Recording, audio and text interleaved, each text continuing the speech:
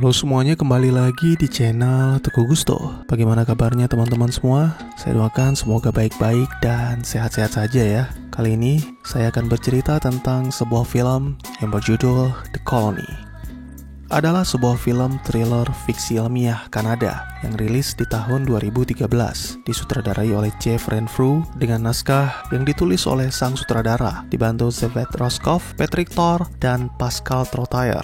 Film yang berdurasi 93 menit ini dibintangi oleh Lawrence Fishburne, Kevin Zegers, dan Bill Paxton. Bercerita tentang sekelompok manusia yang terpaksa hidup di bawah tanah akibat bumi dilanda bencana global. Tapi tidak hanya itu, mereka juga harus bertahan hidup dari ancaman yang bahkan lebih biadab daripada alam. Kira-kira apa ya? Baik, daripada berlama-lama, mari kita langsung saja ke ceritanya. Film dimulai dengan menampilkan sepasang pria dan wanita yang terlihat sangat ketakutan karena sepertinya ada sesuatu yang sedang memburu mereka di dalam sana. Pelarian pun berakhir buntu. Pintu yang menjadi harapan mereka untuk hidup malah terkunci. Lalu tak ada yang mengetahui apa yang selanjutnya terjadi kepada mereka berdua.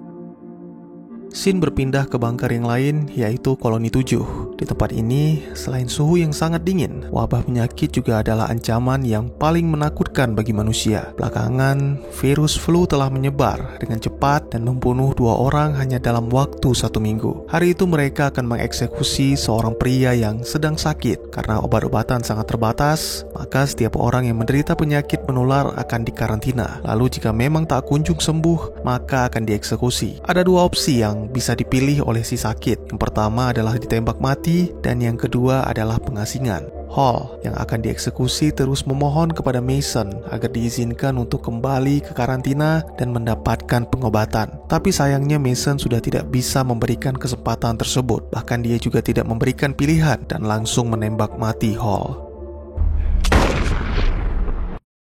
Sempat terjadi adu mulut dengan Sam karena dia menganggap tindakan Mason telah menyalahi aturan. Ini bukan masalah pribadi. Aku melakukan semua ini demi mempertahankan penduduk koloni, ucap Mason sambil meninggalkan Sam. Inilah dunia di masa depan. Setelah dilanda bencana, bumi tertutup es dan salju. Sejak saat itu, orang-orang beruntung yang bertahan hidup menemukan tempat ini. Tempat di mana mereka bisa bertahan hidup dari dinginnya salju. Tempat di mana orang-orang bisa bertahan hidup dari kelaparan. Selain manusia, di tempat itu juga ada hewan dan juga benih tanaman. Semua dipersiapkan untuk menyambut datangnya kehidupan yang lebih baik. Terkadang beberapa orang membicarakan tentang sebuah tempat yang disebut surga dengan langit biru dan burung-burung sejauh mata memandang. Tapi pada kenyataannya mereka semua tahu bahwa itu hanyalah dongeng dan manusia melanjutkan hibernasi mereka sama seperti hari-hari gelap sebelumnya. Saat ini ada hal yang sangat mengkhawatirkan, bahkan lebih buruk dari wabah penyakit, yaitu perpecahan. Salah satunya ditunjukkan oleh Mason. Demi menjaga persediaan bahan makanan, pria itu tega membunuh Hall yang sebenarnya dia berhak hidup terasing di luar sana. Mason juga berani menantang Briggs, sang pemimpin koloni, rekan sekaligus orang yang menjadi tempatnya mengabdi. Hari itu Cooper, seorang petugas komunikasi, melaporkan bahwa 1 jam yang lalu mereka telah menerima pesan darurat dari Koloni 5. Tapi anehnya hingga kini Koloni 5 sama sekali tidak merespon pesan dari Cooper. Bisa jadi ini dikarenakan masalah komunikasi, karena mengingat 7 hari yang lalu, Koloni 5 sedang melakukan perbaikan. Namun Briggs yang merasa khawatir mengumpulkan seluruh penduduk untuk mengadakan rapat mengenai hal tersebut. Awalnya Briggs menjelaskan duduk perkaranya serta apa yang harus dilakukan oleh mereka. Walaupun tidak bisa mengirimkan persediaan dikarenakan mulai menipis, tapi setidaknya Koloni 7 harus mengutus beberapa orang untuk memeriksa keadaan di Koloni 5. Briggs menyadari ketakutan dari para penduduk karena mereka semua meyakini mungkin tetap berada di bunker adalah keputusan yang terbaik. Namun pria itu tidak bisa diam saja karena kedua koloni telah berjanji akan saling menjaga ketika hal buruk terjadi. Graydon, seorang pemuda pemberani, menawarkan diri untuk ikut bersama Briggs. Kemudian Sam pun ikut bergabung menggantikan Dexter dan kini lengkaplah tim tersebut. Tiba-tiba saja istri Dexter mengalami batuk. Ternyata dugaan Sam benar, Dexter dan istrinya sedang sakit. Pasangan suami istri itu dikarantina. Di sini Briggs menegaskan kepada Mason untuk tidak melakukan apapun terhadap Dexter dan istrinya tanpa sepengetahuan Briggs. Perasaan cemas dialami Sam sampai-sampai dia mengalami mimpi buruk. Mimpi yang membuatnya terkenang akan masa muda ketika terjebak sendiri di tengah-tengah badai salju. Beruntung Sam memiliki kekasih yang sangat baik dan selalu menguatkannya. Wanita itu bernama Kai dan dia juga merupakan orang kepercayaan Briggs. Keesokan harinya Sam memulai perjalanannya bersama Briggs dan juga Graydon. Untuk bisa tiba di koloni 5, mereka harus melalui daratan yang diselimuti salju. Sudah lama bumi menjadi beku seperti ini. Saking lamanya, aku tidak bisa lagi mengingat bagaimana hangatnya mentari. Hanya cerita-cerita dari orang tua yang menemaniku tumbuh dewasa. Manusia yang menjadi sangat rakus, mencoba bermain-main dengan cuaca. Lalu salju pun turun tak henti-hentinya hingga bumi menjadi seperti sekarang. Inilah dia, mesin pengendali cuaca. Seumur hidup Sam tak pernah melihatnya sedekat ini. Banyak yang berharap alat itu masih berfungsi dan bisa mengembalikan keadaan seperti sedia kala. Tapi kenyataannya itu tidak lebih dari sekedar reruntuhan dari kesombongan manusia yang mencoba menjadi Tuhan. Perjalanan mereka sempat terhenti di sebuah jembatan rusak. Ada sebuah mobil dengan mayat seorang pria di sebelahnya. Di dalam mobil juga terdapat beberapa mayat yang membeku. Jika dilihat dari kondisinya, kemungkinan keluarga itu telah bunuh diri, tapi tidak diketahui apa yang menjadi penyebab mereka melakukan itu. Malam pun tiba. Briggs dan dua rekannya memutuskan untuk beristirahat di dalam bangkai helikopter. Graydon terlihat sangat antusias karena selama ini dia hanya mengetahui helikopter dari gambar dan tidak pernah melihatnya secara langsung. Setelah mendengarkan laporan dari Cooper, Briggs meminta Sam untuk menceritakan pengalaman pahitnya ketika tersesat sendiri di tengah-tengah badai es. Dulu keluarga Sam tinggal bersama regu penambang. Karena persediaan makanan habis, mereka pun terpaksa menggantinya dengan daging kuda dan anjing. Tidak berhenti di situ. Para pria yang berada dalam kelompok itu, termasuk ayahnya Sam, memutuskan pergi meninggalkan kelompok demi mencari bantuan dan makanan. Sayangnya tidak satupun dari mereka yang kembali, sehingga Sam beserta ibu dan adiknya juga meninggalkan kelompok. Terjangan badai membuat Sam terpisah dari keluarganya. Beruntung di saat terakhir, Briggs menemukan Sam. Tapi sangat disayangkan, tidak ada yang mengetahui bagaimana nasib ibu dan adik Sam. Itulah mengapa Sam sangat menghormati Briggs.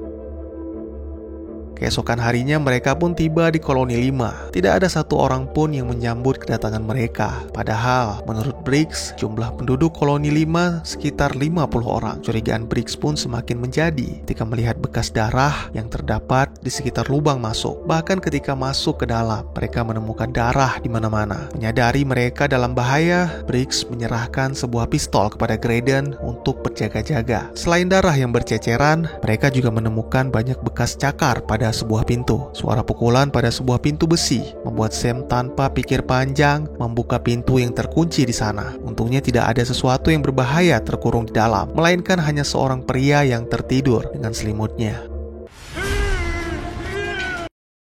Alangkah terkejutnya mereka ketika pria kurus itu bangun dalam keadaan panik, memohon untuk tidak disakiti dan terus meminta mereka untuk kembali mengunci pintu. Briggs dan Sam mencoba mendekati dan menenangkannya serta memberikan beberapa teguk air dan makanan karena pria itu mengaku sangat lapar.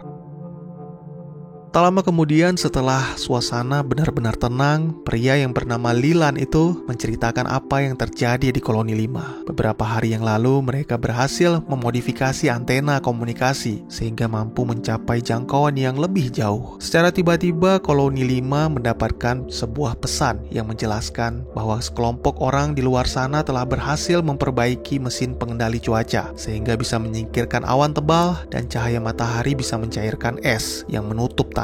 Kini yang dibutuhkan hanya bibit tanaman. Oleh karena itu, koloni 5 mengirimkan beberapa orang untuk mendatangi koordinat yang dikirim bersamaan dengan pesan tersebut. Alih-alih menemukan lokasi tersebut, para utusan koloni 5 malah ditemukan oleh kelompok lain yang terus mengikuti hingga kembali ke bunker. Leland tidak sanggup melanjutkan cerita yang begitu mengerikan baginya, tapi dia menunjukkan perkiraan lokasi sumber transmisi yang diterima beberapa hari yang lalu.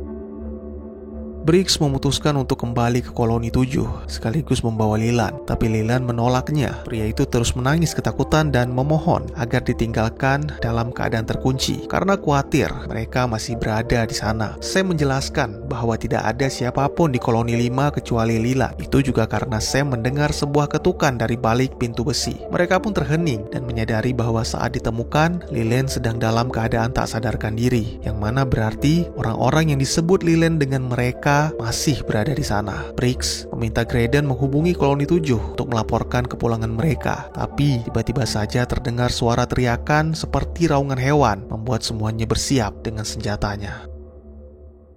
Ketika Briggs dan Sam sedang memeriksa keadaan di luar, Leland mendorong Graydon keluar lalu kembali mengurung diri di ruangan sama seperti sebelumnya. Karena tidak ada lagi yang bisa dilakukan untuk memaksa Leland, akhirnya mereka bertiga pun memutuskan menyelidiki sumber suara tersebut hingga tiba di sebuah ruangan yang besar. Seorang pria terlihat sedang sibuk memotong sesuatu di tengah orang-orang yang sedang menyantap potongan-potongan tubuh manusia. Saking terkejutnya, Briggs, Sam, dan Graydon pun terdiam tanpa kata. Lalu si tukang jagal secara mengejutkan melirik ke arah mereka dan sebuah tembakan langsung dilepaskan Sam sehingga membuat kelompok kanibal itu terbangun. Ternyata jumlah mereka cukup banyak, bahkan memiliki seorang pemimpin. Briggs dan timnya langsung melarikan diri. Sayangnya, lagi-lagi kepanikan membuat Graydon salah mengambil jalur hingga diserang oleh seorang anggota kanibal. Kedatangan Sam dan Briggs tidak cukup membantu karena serangan dari kanibal begitu sadis dan mematikan. Graydon dinyatakan tewas. Briggs dan Sam harus segera keluar dari tempat itu untuk menyelamatkan diri. Setelah melewati serangkaian aksi kejar-kejaran, akhirnya Briggs dan Sam berhasil keluar dari bunker. Briggs terpaksa mengabaikan para penduduk koloni 5 yang kemungkinan masih hidup. Demi mengamankan jalan, pria itu meledakkan pintu keluarnya sekaligus mengubur para kanibal di bawah tanah. Pelarian pun berlanjut hingga mereka kembali ke lokasi bangkai helikopter. Mau tidak mau, mereka harus berlindung di sana karena suhu yang terus menurun dengan cepat dan akan sangat berbahaya jika melanjutkan perjalanan. Sebuah kejadian yang sangat mengerikan. Briggs pernah mengalaminya dulu ketika menyelamatkan orang-orang. Awalnya semua mendapatkan makanan dan pengobatan, tapi seketika berubah menjadi ladang pembantaian ketika semua persediaan makanan habis. Yang kuat merasa memiliki kekuasaan sehingga boleh memutuskan siapa yang hidup dan siapa yang mati. Beberapa waktu kemudian suhu menjadi lebih ramah. Briggs dan Sam pun langsung mempersiapkan diri untuk melanjutkan perjalanan mereka ke koloni 7. Tapi hal yang tidak disangka-sangka terjadi. Sangat mengejutkan, ternyata para gerombolan pemakan manusia itu, atau selanjutnya kita sebut feral, masih hidup dan sejak tadi mengikuti mereka. Mustahil bagi mereka untuk terus berlari karena itu sama saja dengan menggiring puluhan feral itu ke koloni. Tapi Briggs mempunyai ide lain. Mereka terus berlari melewati jembatan, lalu dengan menggunakan sisa dinamit, Briggs berniat meledakkan jembatan itu. Sayangnya rencana itu gagal akibat angin yang bertiup memadamkan sumbu dinamit. Akhirnya Briggs memutuskan untuk mengorbankan diri. Dia menyalakan kembali dinamitnya lalu menantang para feral untuk menyerang hingga akhirnya dinamit itu meledak dan menghancurkan jembatan. Namun, beberapa feral masih bertahan, termasuk sang pemimpin atau Alpha yang terlihat sangat marah atas kematian kaumnya. Menurut laporan Cooper beberapa waktu yang lalu, Mason merasa kesal atas keputusan Briggs yang memberikan tanggung jawab kepemimpinan sementara kepada Kai. Lemahnya kepemimpinan Kai membuatnya nekat kembali mengabaikan larangan Briggs. Mason menyeret Dexter keluar bunker, bahkan tanpa ragu menembak mati istri Dexter. Kai yang mengetahui hal itu pun langsung mencoba menghentikan kekejaman tersebut, tapi wanita itu teralihkan oleh kedatangan Sam yang sedang sekarat dan akhirnya Mason memanfaatkan kesempatan itu untuk melumpuhkan Kai. Beberapa jam kemudian, Sam pun terbangun di ruangan perawatan di dalam bunker. Dia menceritakan kejadian mengerikan yang menimpa timnya, termasuk kematian Graydon yang mengenaskan dan pengorbanan Briggs. Semua itu akibat sekelompok manusia biadab yang melakukan pembantaian demi makanan. Selain itu, Sam juga menceritakan tentang sebuah wilayah yang berhasil menyingkirkan awan tebal di atmosfer sehingga cahaya matahari bisa mencairkan es. Tapi sangat disayangkan, Mason malah menganggap Sam mengalami gangguan jiwa. Pria itu memborgol tangan Sam dan meminta perawat untuk menyuntikkan obat penenang. Untungnya seorang bocah laki-laki bernama Rowan mencuri kunci borgol itu. Lalu setelah keadaan aman, Rowan langsung menyerahkannya kepada Sam. Merasa khawatir dengan yang dikatakan oleh Sam, Mason dan Victor mencoba memeriksa keadaan sekitar. Mereka juga memantau lewat kamera pengawas, dan sejauh ini hasilnya benar-benar aman. Tiba-tiba saja Mason mendapatkan laporan bahwa Sam telah melepaskan diri. Itu membuat Mason benar-benar marah. Kali ini dia tidak akan segan-segan untuk membunuh Sam karena menganggap tindakannya adalah sebuah bentuk perlawanan. Sementara itu Sam yang telah dilepaskan langsung menemui Kai yang disekap di sebuah ruangan. Sam juga mengajak wanita itu untuk memeriksa titik koordinat yang diberikan Leland dengan menggunakan satelit. Ternyata tempat itu benar-benar ada dan hanya berjarak 8 mil dari koloni. Sam dan kekasihnya pun mengambil beberapa bibit tanaman untuk dibawa. Rencananya mereka akan mengabarkan seluruh anggota koloni dan segera pergi mengantarkan bibit-bibit itu. Namun rencana itu gagal karena Mason berhasil memergoki mereka berdua, dan sesaat setelah itu terdengarlah suara teriakan yang sama seperti di koloni 5. Sam dan Kai dibawa oleh Mason untuk memeriksa ruangan kamera pengawas. Sangat mengejutkan, salah satu monitor memperlihatkan kepala Dexter yang telah dipotong dan ternyata sang Alpha yang memegang kepala itu. Di saat seperti ini ada baiknya untuk melupakan perselisihan demi mempertahankan koloni. Mason terlihat menyesal tidak mendengarkan perkataan Sam akibat terlalu terobsesi dengan kekuasaan dan bertahan hidup. Semua yang memegang senjata perintahkan oleh Mason menjaga pintu masuk, sedangkan sisanya diminta untuk berlindung di tempat aman. Tak lama kemudian, para feral berhasil menerobos pintu masuk, tapi mereka tidak langsung menyerang secara membabi buta, melainkan menggunakan siasat dengan melewati ventilasi udara untuk menjangkau seluruh ruangan. Ketika penduduk koloni 7 lengah, para feral pun muncul dari ventilasi dan mulai menyerang dengan brutal. Menyadari situasi telah dikuasai oleh para kanibal, sang Alpha pun muncul. Mason terluka dalam pertempuran itu, sehingga dia melarikan diri bergabung dengan orang-orang tak bersenjata. Dengan licik, dia meninggalkan Sam dan Kai. Untungnya seorang perawat yang muak dengan sikap Mason memukulnya dengan gagang senapan. Wanita itu membukakan pintu untuk Sam dan Kai tepat di saat feral menerkam mereka. Beberapa tembakan pun dilepaskan oleh Kai untuk membunuh kanibal tangguh itu, tapi itu tidak akan menjamin keselamatan mereka. Karena kanibal lain yang mengetahui ruangan itu mulai berdatangan bersama pemimpinnya. Satu-satunya jalan adalah melarikan diri keluar dari bunker melalui ventilasi. Walaupun Mason menolak ide itu, tapi tak ada satu orang pun yang mau mendengarnya. Akhirnya Sam meninggalkan sebuah pistol yang mungkin akan dibutuhkan Mason untuk melindungi diri ataupun mengakhiri hidupnya ketika ditangkap oleh feral. Tak lama kemudian pintu ruangan itu berhasil diterobos. Melihat jumlah mereka yang begitu banyak, rasanya tidak mungkin Mason bisa menggunakan pistol itu untuk menghabisi mereka. Apalagi sebelumnya dia sudah menyaksikan kanibal yang terus bangkit walaupun telah menerima tembakan berkali-kali dari Kai. Akhirnya Mason memilih mengakhiri hidupnya dengan menembak tabung gas hingga ledakan pun terjadi dan membuat seluruh feral tewas, kecuali sang Alpha yang berhasil melarikan diri ke dalam ventilasi. Ternyata di dalam sana masih ada Sam. Melarikan diri sama saja dengan menempatkan Kai dan penduduk lain dalam bahaya. Oleh karena itu Sam memberanikan diri maju menyerang Alpha dengan tangan kosong. Terjadi pertarungan yang cukup sengit. Pemimpin feral itu sangat kuat. Sam dibuat babak belur dengan pukulan bertubi-tubi hingga membuatnya hampir menyerah. Sam bertanya-tanya, apa yang sebenarnya menjadi tujuan para feral melakukan hal itu padahal sudah mendapatkan makanan yang cukup untuk kaumnya di koloni 5. Alpha menjawabnya dengan singkat, yaitu dia menginginkan lebih banyak. Ketika Alpha lengah, Sam langsung meraih sebuah pisau daging untuk menyerang Alpha. Kemudian dengan sebatang pipa besi, Sam menghajar Alpha habis-habisan hingga kepalanya mengucurkan banyak darah. Sangat mengejutkan, Alpha begitu tangguh. Dengan luka separah itu dia masih berusaha menyerang Sam. Akhirnya sekali lagi Sam menggunakan pemotong tulang. Kali ini untuk memastikan Alpha benar-benar mati, Sam memotong kepalanya. Sam sangat menyesali kejadian tersebut karena satu-satunya tempat mereka berlindung yang selama ini dipertahankan oleh Briggs hancur terbakar. Film pun ditutup dengan menampilkan Sam yang berhasil naik ke permukaan, bertemu dengan Kai dan para penduduk yang selamat. Tidak ada lagi tempat untuk berlindung. Harapan mereka adalah tempat hangat yang diceritakan Leland. Mereka akan datang menggapai harapan dengan membawa benih-benih tanaman yang juga merupakan harapan bagi seluruh umat manusia. Manusia terbiasa hidup dan mati dengan aturan yang mereka buat, tapi layaknya bangunan, peraturan bisa runtuh kapan saja digantikan dengan peraturan yang baru. Kini hanya ada satu peraturan yang tersisa dan berada di atas segala-galanya, yaitu bertahan hidup. Akankah Sam dan kelompoknya berhasil tiba di tempat hangat dengan selamat? Dan tamat. Bagaimana dengan alur ceritanya? Apakah menarik?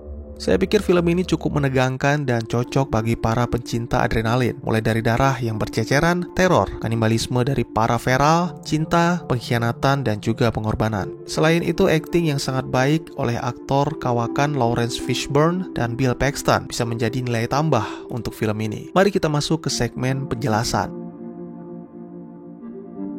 Tidak, ini sama sekali berbeda dengan penjelasan Jack Hall di film The Day After Tomorrow. Ini lebih kepada kesalahan manusia yang rakus hingga ingin menjadi seperti Tuhan, mengendalikan alam demi keuntungan mereka sendiri. Di masa depan, seiring dengan berkembangnya teknologi, penggunaan bahan bakar pun semakin meningkat, sehingga manusia melakukan eksploitasi besar-besaran terhadap sumber daya alam. Tentunya ini akan memicu pemanasan global yang akan mendatangkan kehancuran bumi dan memusnahkan seluruh makhluk hidup. Bukannya menghentikan tindakannya, manusia malah memikirkan cara menunda dan memperlambat pemanasan global dengan mesin pengendali cuaca. Akibatnya malah lebih parah. Salju tak henti-hentinya turun hingga bumi menjadi planet dingin dan membeku. Tentunya ini mengingatkan saya dengan film Geostorm dengan Dutch Boy-nya dan juga Snowpiercer dengan bahan kimia yang ditembakkan ke atmosfer bumi.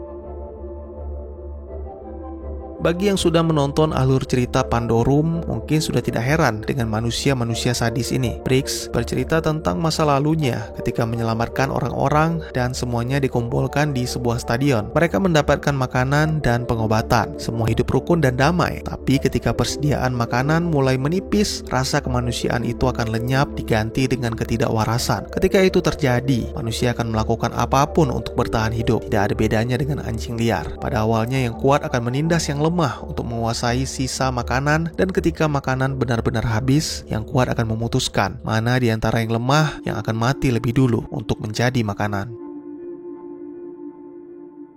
Dulunya pria ini adalah seorang kapten di angkatan darat. Dia juga ikut dalam misi mengamankan dan menyelamatkan orang-orang yang masih bertahan. Setelah insiden mengerikan di stadion, Briggs mencari bunker baru untuk berlindung. Bersama rekan-rekannya termasuk Mason, akhirnya Briggs menemukan sebuah bunker dan mengumpulkan seluruh manusia yang masih bertahan, termasuk Sam kecil. Selain itu, dengan berbekal semangat dan keyakinan, Briggs juga berhasil mengakses satelit dari bunker untuk menemukan tempat yang masih disinari matahari. Sangat disayangkan pada akhirnya tempat itu benar-benar ditemukan, tapi Briggs, sang pahlawan, telah tiada. Saya rasa itu tidak mengapa. Tugas pahlawan yang sebenarnya adalah berjuang agar orang-orang yang diperjuangkan bisa menikmati hasilnya. Intinya film ini mengingatkan kita untuk tidak perlu bertindak sebagai Tuhan, sampai-sampai ingin mengendalikan alam. Sebagai manusia, kita hanya cukup menjaga dan memeliharanya saja, atau minimal tidak merusak alam yang merupakan titipan Tuhan kepada seluruh umat manusia. Saya hanya mengemukakan pendapat yang bisa menjadi bahan pertimbangan atau pemikiran kalian dalam memahami film. Tidak ada yang mengetahui benar atau salahnya selain sutradara dan penulis naskah. Oleh karena itu, mohon maaf jika memang ada kesalahan dari informasi yang saya sampaikan. Bagi teman-teman yang punya teori tentang film ini ataupun ingin berdiskusi, atau mungkin juga teman-teman punya referensi film lain untuk kita review, silahkan tuliskan di kolom komentar atau bisa DM ke Instagram saya di @teguhgusto. Insya Allah pasti akan saya baca. Mari kita jadikan kolom komentar sebagai sarana penambah wawasan dan menciptakan jalinan persaudaraan, bukannya malah menjadikannya sebagai tempat pembulian sehingga menciptakan permusuhan. Sekian dulu teman-teman, terima kasih atas perhatiannya. Jangan lupa untuk share, like, dan subscribe sebagai bentuk dukungan kalian demi perkembangan channel ini. Saya Gusto, sampai jumpa di video selanjutnya. Dadah.